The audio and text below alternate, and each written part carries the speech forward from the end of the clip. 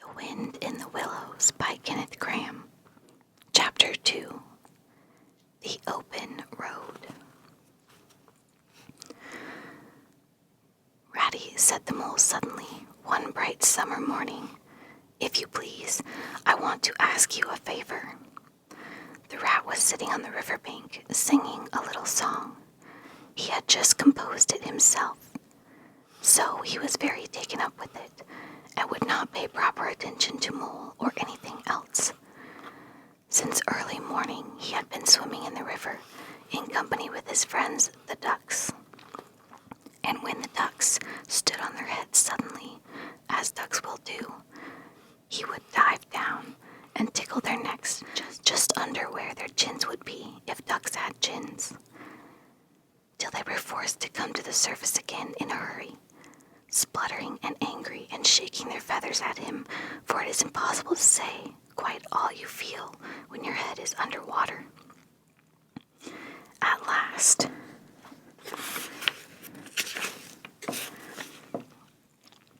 they implored him to go away and attend to his own affairs and leave them to mind theirs. So the rat went away and sat on the river bank in the sun and made up a song about them which he called Duck's Ditty. All along the backwater, through the rushes tall, ducks are a-dabbling, up tails all. Ducks' tails, drakes' tails, yellow feet a-quiver, yellow bills all out of sight, busy in the river. Slushy green undergrowth where the roach swim, here we keep our larder, cool and full of dim. Every one for what he likes, we like to be heads down, tails up, dabbling free. High in the blue above, swifts whirl and call, we are down a-dabbling, tails up all. "I don't know that I think so very much of that little song, Rat," observed the mole cautiously. He was no poet himself and didn't care who knew it, and he had a candid nature. "Nor don't the ducks neither," replied the rat cheerfully. "They say, why can't fellows be allowed to do what they like when they like and as they like, instead of other fellows sitting on banks and watching them all the time and making remarks and poetry and things about them? What nonsense it all is, that's what the ducks say." So it is, said the mole with great hurriedness. "No, it isn't," cried the rat indignantly. "Well then, it isn't, replied the mole soothingly. "But what I wanted to ask you was, won't you take me to call on Mr. Toad? I've heard so much about him, and I do so want to make his acquaintance." "Why, certainly," said the good-natured rat, jumping to his feet and dismissing poetry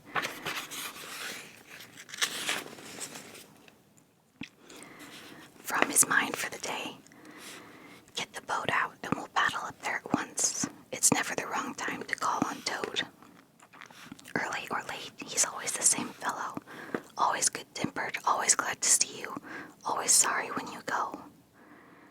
"He must be a very nice animal," observed the mole, as he got into the boat and took the sculls, while the rat settled himself comfortably at the stern. "He is indeed the best of animals," replied Rat. "So simple, so good-natured, and so affectionate. Perhaps he's not very clever. We can't all be geniuses, and it may be that he is both boastful and conceited, but he has got some great qualities, has Toady." Rounding a bend in the river, they came in sight of a handsome, dignified old house of mellowed red brick, with well-kept lawns reaching down to the water's edge.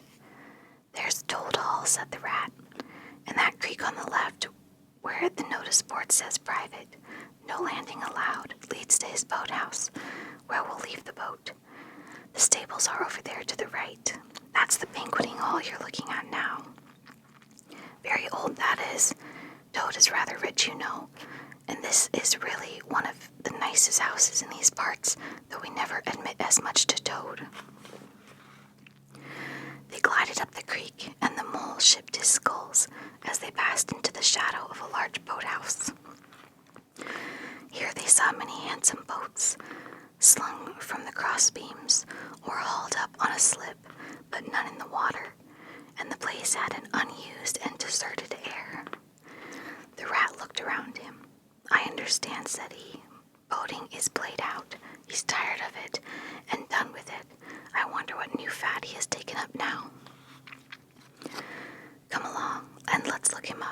We shall hear all about it quite soon enough. They disembarked and strolled across the gay flowered decked lawns in search of Toad, whom they presently happened upon, resting in a wicker garden chair, with a preoccupied expression of face and a large map spread out on its knees. "Hooray," he cried, jumping up upon seeing them. "This is splendid." He shook the paws of both of them warmly, never waiting for an introduction to the mole. "How kind of you," he went on, dancing around them. "I was just going to send a boat down the river for you, Ratty, with strict orders that you were to be fetched up here at once, whatever you were doing. I want you badly, both of you. Now what will you take? Come inside and have something. You don't know how lucky it is you're turning up just now." "Let's sit quiet a bit, Toady," said the rat, throwing himself into an easy chair while the mole took another by the side of him and made some civil remark about Toad's delightful residence. "Finest house on the whole river," cried Toad, boisterously, "or anywhere else for that matter," he could not help adding. Here the rat nudged the mole.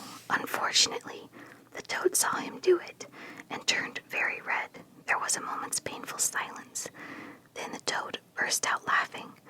"All right, Ratty," he said, "it's only my way, you know. And it's not such a very bad house, is it? You know you rather like it yourself. Now look here, let's be sensible. You are the very animals I wanted. You've got to help me. It's most important." "It's about your rowing, I suppose," said the rat, with an innocent air. "You're getting on fairly well, though you splash a good bit still. With a great deal of patience and any quantity of coaching, you may—" "Oh, pooh, boating," interrupted the Toad, in great disgust.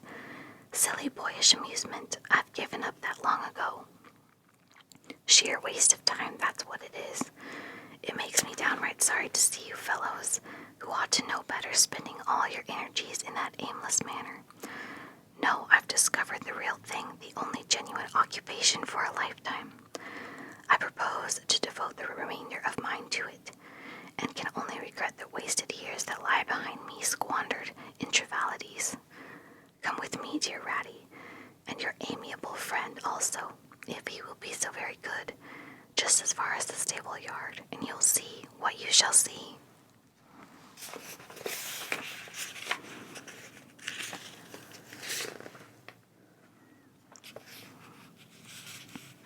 He led the way to the stable yard, accordingly, the rat following with the most mistrustful expression, and there, drawn out the coach-house into the open, they saw a gypsy caravan, shining with newness, painted a canary yellow, picked out with green and red wheels. "There you are," cried the Toad, straddling and expanding himself. "There's real life for you, embodying in that little cart. The open road, the dusty highway, the heath, the common, the hedgerows, the rolling downs, camps, villages, towns, cities. Here today, up and off somewhere else tomorrow. Travel, change, interest, excitement, the whole world before you, and a horizon that's always changing, and mind. This is the very finest cart of its sort that was ever built, without any exception. Come inside and look at the arrangements. Planned them all myself, I did." The mole was tremendously interested and excited, and followed him eagerly up the steps and into the interiors of the caravan. The rat only snorted and thrust his hands deep into his pockets, remaining where he was. He was indeed very compact and comfortable. Little sleeping bunks, a little table that folded up against the wall, a cooking stove, lockers, books, shelves, a bird cage with a bird in it, and pots, pans, jugs, and kettles of every size and variety. "All complete," said the Toad triumphantly, pulling open a locker. "You see, biscuits, potted lobster, sardines, everything you can possibly want. Soda water here, passe there, letter, paper, bacon, jam, cards, and dominoes. You'll find," he continued as they descended the steps again, "you'll find that nothing whatever has been forgotten when we make our start this afternoon." "I beg your pardon," said the rat Rat slowly as he chewed a straw. "But did I overhear you say something about we and start and this afternoon?" "Now, you dear old Ratty," said Toad imploringly.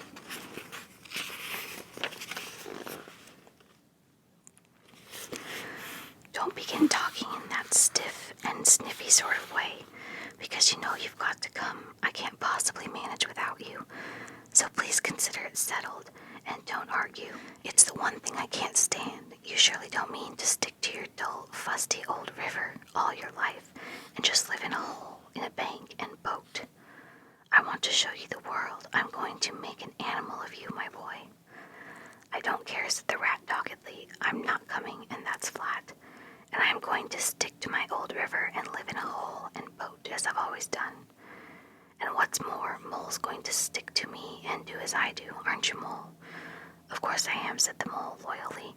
"I'll always stick to you, Rat, and what you say is to be, has got to be, all the same. It sounds as if it might have been, well, rather fun, you know," he added wistfully. Poor Mole, the life adventurous was so new a thing to him and so thrilling that this fresh aspect of it was so tempting, and he had fallen in love at first sight with the canary-colored cart and all its little fitments. The Rat saw what was passing in his mind and wavered. He hated disappointing people, and he was fond of Mole and would do almost anything to oblige him. Toad was watching both of them closely. "Come along in, and we'll have some lunch," he said diplomatically, "and we'll talk it over. We needn't decide anything in a hurry. Of course, I don't really care. I only want to give pleasure to you fellows. Live for others, that's my motto in life." During luncheon, which was excellent, of course, as everything at Toad Hall always was, the Toad simply let himself go. Disregarding the Rat, he proceeded to play upon the inexperienced Mole, as on a harp, naturally a voluble animal, and always mastered by his imagination. He painted the prospects of the trip, and the joys of the open life, and the roadside in such glowing colors that the Mole could hardly sit in his chair for excitement. Somehow it soon seemed taken for granted by all three of them that the trip was a settled thing, and the Rat, though still unconvinced in his mind, allowed his good nature to override his personal objections. He could not bear to disappoint his two friends, who were already deep in schemes and anticipations, planning out each day's separate occupation for several weeks ahead. When they were quite ready, the now triumphant Toad led his companions to the paddock and set them to capture the old gray horse, who, without having been consulted, and to his own extreme annoyance, had been told off by Toad for the dustiest job in this dusty expedition. He frankly preferred the paddock, and took a deal of catching. Meantime, Toad packed the lockers still tighter with necessities, and hung nose bags, nets of onions, bundles of hay, and baskets from the bottom of the cart. At last the horse was caught and harnessed, and they set off, all talking at once, each animal either trudging by the side of the cart or sitting on the shaft. As the humor took him, it was golden afternoon. The smell of the dust they kicked up was rich and satisfying. Out of thick orchards on either side of the road, birds called and whistled to them cheerily. Good-natured wayfarers passing gave them good day, or stopped to say nice things about their beautiful cart, and rabbits sitting at their front doors in the hedgerows held up their forepaws and said, "Oh my, oh my, oh my." Late in the evening, tired and happy, and miles from home, they drew up on a remote common far from habitations, turned the horse loose to graze, and ate their simple supper, sitting on the grass by the side of the cart. Toad talked big about all he was going to do in the days to come, while stars grew fuller and larger all around them, and a yellow moon, appearing suddenly and silently from nowhere in particular, came out to keep them company and listen to their talk. At last they turned into their little bunks in the cart, and Toad, kicking out his legs, sleepily said, "Well, good night to you fellows. This is the real life for a gentleman. Talk about your old river." "I don't talk about my river," replied the patient Rat. "You know I don't, Toad. But I think about it," he added pathetically in a lower tone. "I think about it all the time." The Mole reached out from under his blanket.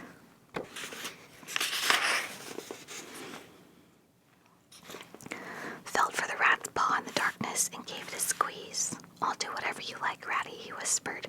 "Shall we run away tomorrow morning quite early, very early, and go back to our dear old hole on the river?" No, we'll see it out," whispered the rat. "Thanks awfully, but I ought to stick by Toad till this trip is ended. It wouldn't be safe for him to be left by himself. It won't take very long. His fads never do.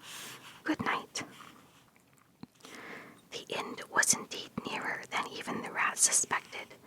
After so much open air and excitement, the Toad slept very soundly, and no amount of shaking could rouse him out of bed the next morning. So the mole and a rat turned to, quietly and manfully, and while the rat saw to the horse, and lit a fire, and cleaned last night's cups and platters, and got things ready for breakfast, the mole trudged off to the nearest village, a long way off, for milk and eggs and various necessities the Toad had of course forgotten to provide. The hard work had been all done, and the two animals were resting, thoroughly exhausted by the time the Toad appeared on the scene. Fresh and gay, remarking what a pleasant, easy life it was they were all leading now, after the cares and worries and fatigues of housekeeping at home. They had a pleasant ramble that day over grassy downs and along narrow by-lanes, and camped as before on a common. Only this time the two guests took care that the Toad should do his fair share of work. In consequence, when the time came for starting next morning, Toad was by no means so rapturous about the simplicity of the primitive life, and indeed attempted to resume his place in his bunk, whence he was hauled by force. Their way lay as before, across country narrow lanes, and it was not till the afternoon that they came out on the high road, their first high road, and there disaster, fleet and unforeseen, sprang out on them. Disaster monumentous indeed to their expedition, but simply overwhelming in its effects on the after career of Toad. They were strolling along the high road easily, the mole by the horse's head, talking to him, since the horse had complained that he was being frightfully left out of it, and nobody considered him in the least. The Toad and the water rat walking behind the cart, talking together. At least Toad was talking. The rat was saying at intervals, "Yes, precisely, and what did you say to him?" and thinking all the time of something very different, when far behind them they heard a faint, warning hum, like the drone of a distant bee. Glancing back, they saw a small cloud of dust with a dark center of energy, advancing on them at incredible speed, while from out the dust a faint poop-poop wailed like an uneasy animal in pain. Hardly regarding it, they turned to resume their conversation, when in an instant, as it seemed, the peaceful scene was changed with a blast of wind and a whirl of sound that made them jump for the nearest ditch. It was on them, the poop-poop rang with a brazen shout in their ears. They had a moment's glimpse of an interior of glittering plate glass and rich morocco, and the magnificent motor car, immense, breath-snatching, passionate, with its pilot tense and hugging his wheel, pressed all earth and air for the fraction of a second, flung an enveloping cloud of dust that blinded and enwrapped them utterly, and then dwindled to a speck in the far distance, changed back into a droning bee once more. The old gray horse, dreaming as he plodded along of his quiet paddock in a new, raw situation, such as this, simply abandoned himself to his natural emotions, rearing, plunging, backing steadily in spite of all the mole's efforts at his head, and all the mole's lively language directed at his better feelings. He drove the car backwards towards the deep ditch at the side of the road. It wavered an instant. Then there was a heart-rending crash, and the canary-colored cart, their pride, their joy, lay on its side in the ditch, an irredeemable wreck. The rat danced up and down the road, simply transported with passion. "You villains," he shouted, shaking both fists. "You scoundrels! You highwaymen! You road hogs! I'll have the law on you!"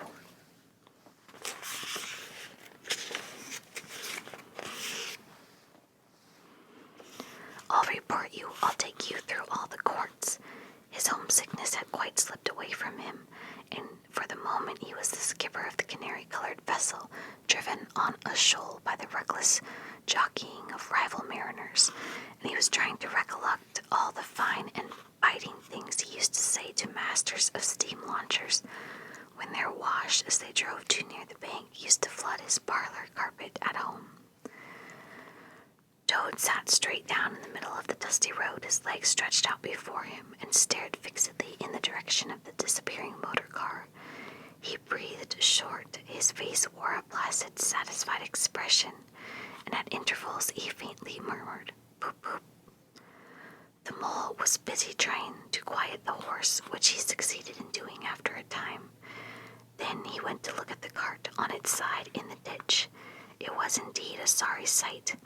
Panels and windows smashed, axles hopelessly bent, one wheel off, sardine tins scattered over the wide world, and the bird in the cage sobbing pitifully and calling to be let out. The rat came to help him, but their unified efforts were not sufficient to right the cart. "Hi, Toad," they cried. "Come and bear a hand, can't you?" The Toad never answered a word or budged from his seat in the road, so they went to see what was the matter with him.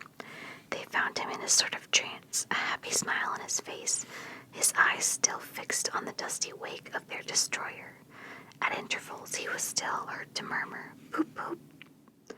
The rat shook him by the shoulder. "Are you coming to help us, Toad?" he demanded sternly. "Glorious, stirring sight," murmured Toad, never offering to move. The poetry of motion, the real way to travel, the only way to travel. Here today, and next week tomorrow. Villages skipped, towns and cities jumped, always somebody else's horizon. Oh bliss, oh poop poop, oh my, oh my. "Oh, stop being an ass, Toad," cried the mole despairingly. "And to think I never knew," went on the Toad in dreamy monotone, "all those wasted years that lie behind me, I never knew, never even dreamt."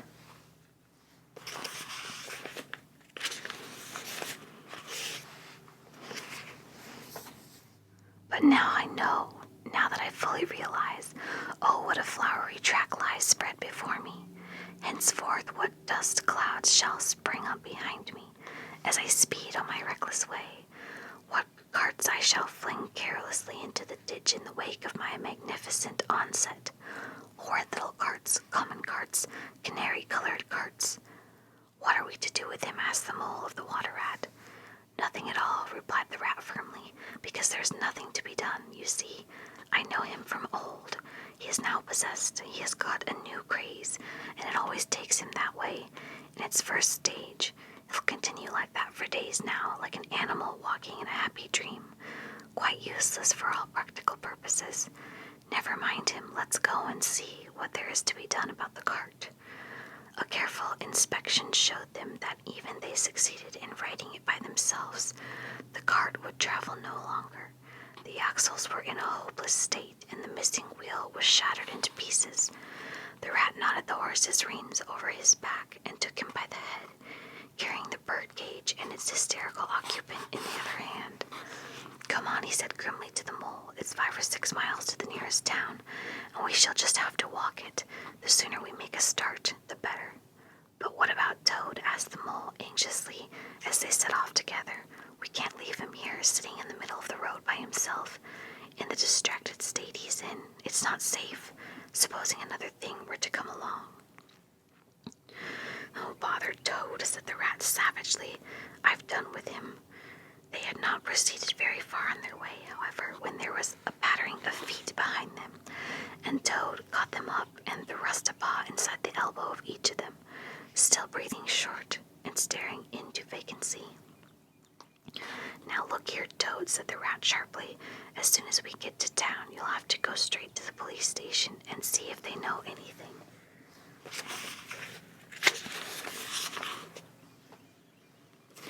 "About the motor car and who it belongs to, and lodge a complaint against it.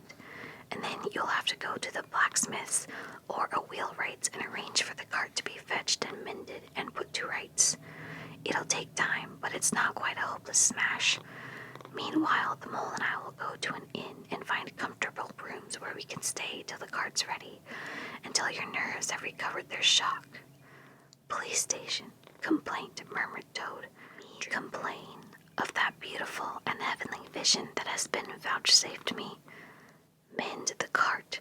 I've done with carts forever. I never want to see the cart or hear of it again. Oh, Ratty, you can't think how obliged I am to you for consenting to come on this trip. I wouldn't have gone without you, and then I might never have seen that swan, that sunbeam, that thunderbolt. I might never have heard that entrancing sound or smelt that bewitching smell. I owe it to all of you, my best friends. The rat turned from him in despair. You see what it is, he said to the mole, addressing him across Toad's head. He's quite hopeless. I give it up. When we get to town, we'll go to the railway station, and with luck, we may pick up a train. There, that'll get us back to Riverbank tonight. And if ever you catch me going a-pleasuring with this provoking animal again. He snorted, and during the rest of that weary trudge, he addressed his remarks exclusively to Mole. On reaching the town, they went straight to the station and deposited Toad in the second-class waiting room, and giving a porter 2 pence to keep a strict eye on him. They then left the horse at an inn stable, and gave what directions they could about the cart and its contents.